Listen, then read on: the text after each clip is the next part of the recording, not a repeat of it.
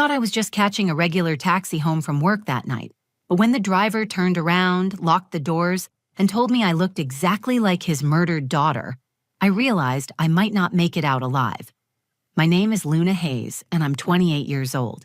I work as a marketing coordinator at a busy firm in downtown Boston, which means I'm used to working late nights and catching rides home when the subway stops running. I've always been the independent type, the kind of person who walks confidently down dark streets and doesn't jump at shadows. But I'm not reckless either. My younger brother Kai taught me to trust my instincts and always let someone know where I am. I've lived in Boston for 6 years now, ever since I graduated college and landed my first real job. I love this city, even with its unpredictable weather and expensive rent. I know which neighborhoods to avoid after midnight, which drivers to trust, and which shortcuts to take when I'm running late. I thought I had everything figured out. I thought I was safe. That Thursday night in October changed everything I believed about safety, about strangers, and about the thin line between fear and compassion. What started as a routine ride home from another exhausting 12-hour workday turned into the most terrifying and unexpectedly moving experience of my life. I had no idea that getting into that yellow taxi would force me to confront not just my own mortality, but the devastating power of grief and the lengths a broken father would go to find answers about his lost daughter. I had no idea that by the end of that night, I would understand something profound about human pain and the courage it takes to choose empathy over fear. The man behind the wheel wasn't who I thought he was. The danger I sensed wasn't what I imagined, and the choice I had to make in that locked car would stay with me forever. This is the story of how a 20-minute taxi ride taught me that sometimes the most frightening moments in our lives can also be the most important ones, and how a grieving stranger helped me understand that bravery isn't just about protecting yourself, but about seeing the humanity in someone who scares you. It was 11:30 p.m. on a Thursday in October, and I was finally shutting down my laptop after another brutal 12-hour day at Sterling & Associates Marketing. The office building felt like a ghost town at this hour, with only the hum of cleaning crews vacuuming the floors above me and the occasional security guard making his rounds. The fluorescent lights cast that harsh, tired glow that makes everything look slightly depressing after dark. I gathered my things slowly, my shoulders aching from hunching over spreadsheets and campaign proposals all day. My coffee cup had been empty for hours, but I kept sipping from it anyway, a nervous habit I'd developed during stressful projects. This week had been particularly intense because we were launching a major campaign for a tech startup, and every detail had to be perfect. As I walked toward the elevator, my phone buzzed with a text from Kai. "Get home safe, sis. Call when you're inside." My little brother was only 2 years younger than me, but he'd appointed himself as my unofficial bodyguard ever since I moved to Boston. He worked in IT for a software company and had flexible hours, which meant he was usually awake when I got home from these late nights. I smiled and typed back, "Heading out now. Love you." The October air hit me like a cold slap when I stepped outside. It had been raining earlier, and the streets were still slick and shiny under the streetlights. I pulled my coat tighter and checked my phone for an Uber. My usual driver, Felix, was offline, probably already done for the night. I scrolled through other available drivers, but the wait times were all over 15 minutes. My phone battery was down to 15%, and I was exhausted. The financial district at this hour always made me slightly uneasy. During the day, it buzzed with energy from business people rushing between meetings, street vendors selling coffee and hot dogs, and tourists taking photos of the historic buildings. But at night, especially on a weekday, it felt hollow and echoing. The tall office buildings loomed overhead like sleeping giants, most of their windows dark except for the occasional cleaning crew or security light. I stood there for a few minutes debating whether to wait for an Uber or walk to the nearest T station. The subway would require a transfer and a 10-minute walk from the final stop to my apartment in Cambridge, and I was wearing heels that were already making my feet ache. Plus, my phone battery was dying, and I needed it to last until I got home. That's when I saw the yellow taxi cruising slowly down the street, almost like it was looking for a fare. I raised my hand without really thinking about it. Traditional taxis weren't my first choice anymore since rideshare apps became popular, but I'd taken plenty of them over the years without any problems. Boston taxi drivers were usually chatty and harmless, full of stories about the city and complaints about traffic. The cab pulled up immediately, which struck me as lucky. The driver was a heavy-set man who looked to be in his early 50s with graying hair and kind but tired eyes. He had the worn look of someone who'd been driving nights for years, probably supporting a family and dealing with all kinds of passengers. When I slid into the back seat, he glanced at me in the rearview mirror and smiled. "Where to tonight?" he asked, his voice friendly and warm. "Cambridge, please? Near Harvard Square?" I gave him my exact address and settled back into the seat, grateful to be out of the cold and on my way home. "Long day at work?" he asked as we pulled away from the curb. "The longest," I replied, checking my phone one more time. Still no messages from Kai, which was good since it meant he wasn't worried yet. The driver made pleasant small talk about the weather and the late-night traffic patterns as we drove through the nearly empty streets. I found myself relaxing for the first time all day. The cab was warm and clean, and the driver seemed genuinely nice, the kind of person who probably had grandchildren and told the same jokes to every passenger. I answered his questions politely while responding to a few work emails on my phone. The city looked different at this hour, quieter and more mysterious. We passed a few bars with people spilling out onto the sidewalks, their laughter echoing off the buildings. A group of college students waited at a bus stop, probably heading back to their dorms after studying late at the library. Everything felt normal and safe. I had no reason to suspect that this ordinary taxi ride would become anything other than a routine trip home. I had no way of knowing that the friendly driver making small talk about the weather was about to change my life forever. About 15 minutes into the ride, I noticed something that made my stomach tighten with unease. The driver kept looking at me in the rearview mirror, not the occasional glance that drivers usually make to check on their passengers, but long, intense stares that lasted several seconds at a time. At first, I tried to dismiss it as my imagination, or maybe just my exhaustion making me paranoid after such a long day. I pretended to focus on my phone, scrolling through emails I'd already read, but I could feel his eyes on me constantly. Every time I looked up, there he was, studying my face in the mirror with an expression I couldn't quite read. It wasn't threatening exactly, but it was deeply unsettling. My pulse started to quicken, and I shifted uncomfortably in my seat. "You know," he said suddenly, his voice cutting through the quiet hum of the engine, "you look exactly like my daughter."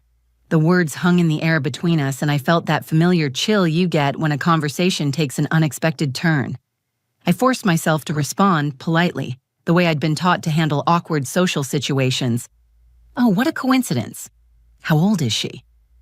The driver was quiet for a long moment, long enough that I started to wonder if he'd heard my question. Then his voice dropped to barely above a whisper, so quiet I had to lean forward to hear him clearly. "She was killed 10 years ago, right here in this city. We never found her body." My blood turned to ice water in my veins. The casual, friendly atmosphere in the cab evaporated instantly, replaced by something heavy and dark that made it hard to breathe. I glanced at the door handle beside me and noticed with growing alarm that the locks were engaged. The little button was pushed down, and when I discreetly tested the handle, it wouldn't budge.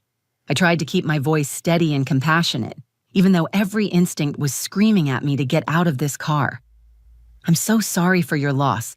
That must be incredibly difficult to live with." But instead of acknowledging my sympathy, the driver started behaving more erratically. He missed the turn he should have taken toward my neighborhood, continuing straight instead. When I realized we'd passed my street, I spoke up as calmly as I could manage. "Excuse me, I think you missed my turn back there. My apartment is in the other direction." "Just want to show you something first," he replied, his knuckles white as he gripped the steering wheel. "Something about my daughter, Vera." The fear that had been building in my chest exploded into full panic. I fumbled for my phone with shaking hands, pretending to text but actually opening my emergency contacts. The driver continued talking, his voice becoming more animated and urgent. "Vera was 22 when it happened. Just graduated from Boston University with a marketing degree, just like you mentioned earlier. She had the same height as you, same dark hair, same way of holding her head when she listened to people talk, even the same smile." I realized with horror that he'd been studying me this entire time, cataloging similarities between me and his dead daughter. The taxi continued moving away from my neighborhood, heading toward the warehouse district near the harbor. The streets were getting darker and more isolated with each passing block.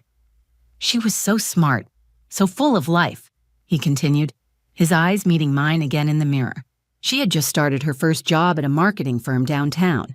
Sound familiar? She used to work late nights just like you, catching rides home when the subway stopped running. My hands were trembling so badly I could barely hold my phone steady. I tried to think of what Kai had taught me about staying calm in dangerous situations. Don't panic, he'd said. Keep thinking clearly and look for opportunities. The police gave up on her case after 2 years. The driver went on, his voice becoming bitter. They said there wasn't enough evidence, no leads to follow, but a father never gives up. A father keeps looking, keeps hoping, keeps driving these streets every single night. We were now in a part of the city I didn't recognize, surrounded by empty lots and closed businesses. The few streetlights cast long shadows that seemed to reach toward our car, like grasping fingers. I could hear the distant sound of water lapping against the docks, which meant we were getting close to the harbor. Where are we going? I asked, proud that my voice didn't shake, even though I felt like I might throw up from fear. Somewhere special, he replied. Somewhere that might help you understand what happened to Vera. You look so much like her that maybe, just maybe, you can help me figure out what her last moments were like. The locks on the doors seemed to click even more firmly into place, and I knew I was running out of time to act. My mind raced as I tried to process what was happening. This wasn't just a strange conversation anymore. This was a potential kidnapping, and I was trapped in a moving vehicle with a man who seemed to be living in some kind of grief-induced delusion. Every survival instinct Kai had drilled into me during our self-defense sessions came flooding back. Stay calm, assess your options, and act decisively when you see an opening. I forced myself to take slow, steady breaths while my brain worked frantically to form a plan. The driver was completely focused on his monologue about Vera, which meant he wasn't paying full attention to what I was doing with my phone. I had to use this to my advantage. Remembering something Kai had taught me about creating evidence trails, I opened my voice memo app and hit record. Then I spoke loudly and clearly, making sure every word would be captured and heard by the driver. Hey Kai, I'm in taxi number 4, B7G, and I'm running late because the driver wants to show me something about his daughter Vera who was killed 10 years ago. We're heading toward the warehouse district instead of my apartment on Maple Street. The effect was immediate and dramatic. The driver's head snapped around to look at me directly, his eyes wide with alarm and anger. What are you doing? Why are you recording this? Stop that right now. But I didn't stop. Instead, I continued speaking into my phone with as much authority as I could muster, drawing on every acting class I'd taken in college to sell the lie I was about to tell. My brother is a police officer with the Boston PD, and he's tracking my location through my phone's GPS. If you don't take me directly home right now, he's going to assume I'm in immediate danger and dispatch units to find this taxi. This was completely untrue. Kai worked in IT and had no connection to law enforcement, and my phone's GPS wasn't being actively monitored by anyone. But the driver didn't know that, and I could see the uncertainty creeping into his expression. I don't want to hurt you, he said, his voice becoming defensive and panicked. I just need you to understand about Vera. I need someone to help me make sense of what happened to her. Then unlock these doors and drive me home, I replied firmly. If you really don't want to hurt me, prove it by letting me leave. Instead of complying, the driver pressed harder on the accelerator. We were approaching a red light at a major intersection, and I knew this might be my only chance to escape. I quietly unbuckled my seatbelt, positioning myself to grab the door handle the moment the car came to a complete stop. I continued recording, speaking even louder now so that anyone listening to this later would have all the crucial information. The driver is a white male, approximately 50 to 55 years old, gray hair, wearing a dark blue jacket. The taxi license number is 4B7G, and we're currently at the intersection of Harbor Street and Industrial Avenue, heading toward the waterfront. Stop giving out that information, the driver shouted, his composure completely shattered now. You don't understand what you're doing. You look exactly like her. This has to mean something. The light turned red, and I felt the car beginning to slow down. This was it. My heart was pounding so hard I could hear it in my ears, but I kept my voice steady as I continued the recording. If something happens to me, Investigate a man who drives taxi 4B7G. His daughter Vera was killed 10 years ago, and he's been driving around looking for someone who resembles her. He's taken me to the warehouse district against my will. As soon as the taxi came to a complete stop, I lunged for the door handle and pulled as hard as I could, but the electronic locks held firm. The door wouldn't budge. Panic flooded through me as I realized my escape plan had failed. The driver turned around in his seat to face me fully, and I could see tears streaming down his face. His expression wasn't angry or threatening, but rather desperate and broken in a way that was almost more frightening than outright hostility. "Please," he said, his voice cracking with emotion, "I'm not going to hurt you. I swear on Vera's memory that I won't lay a finger on you. I just need 5 minutes. 5 minutes to show you where we found her backpack, where someone last saw her alive. You look so much like her that maybe if you see it, you can help me understand what she was thinking, what she was feeling in those final moments." The light turned green, but he didn't move the car forward. Other drivers began honking behind us, but he seemed oblivious to everything, except my face and his own desperate need for answers about his daughter's death. The honking behind us grew louder and more insistent, but the driver made no move to accelerate through the green light. Instead, he sat there with tears streaming down his face, staring at me with an expression of such raw desperation that something inside me shifted. This wasn't the face of a predator or a killer. This was the face of a man drowning in 10 years of unanswered questions and unprocessed grief. "Please move the car," I said, my voice softer now but still firm. "You're blocking traffic, and if a police officer comes to investigate, this situation is going to get much worse for both of us." He wiped his eyes with the back of his hand and slowly pressed the gas pedal, moving us through the intersection. But instead of continuing toward the waterfront, he pulled into an empty parking lot beside a closed diner. The sudden silence when he turned off the engine was deafening. "My name is Nolan Rivers," he said, turning to face me completely.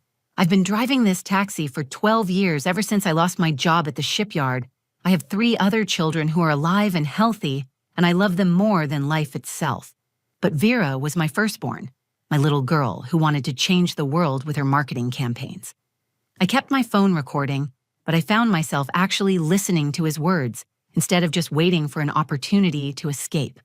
There was something in his voice that spoke to a pain so deep and fundamental that it transcended the fear I'd been feeling. Every night for 10 years, I've driven through this city, hoping to find someone who might have seen her, might have known her, might be able to tell me something the police missed. When I saw you tonight, when you mentioned marketing and working late downtown, it was like seeing a ghost, like Vera had been sent back to help me find peace.